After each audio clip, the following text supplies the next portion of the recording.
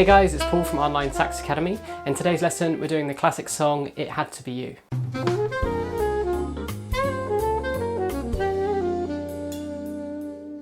Now, as ever, we're doing this in 3 ways for beginners, intermediate and advanced level players. And you can get the PDF for the beginner version for free, and that's over at onlinesaxacademy.com, and the link is down below. Now, this song was originally written all the way back in 1924, and since then there have been so many amazing versions. Probably one of the most well-known versions is when it was used for the theme for When Harry Met Sally, which features Harry Connick Jr. singing the melody. It's one of those melodies that works well at numerous tempos, and that's often a good indication that the melody's really strong. For the beginner version, we're doing more of an up-tempo ballad version, and for that version we'll be going once through the melody. You'll hear an intro at the beginning for 4 measures, and this tune has a lead-in that starts on beat 2 of the 4th measure of the intro. We're doing this in the key of C major for alto saxes and F major for tenor saxes. There's a couple of extra sharps in this melody as well, so watch out for those. Alright, let's try this beginner version.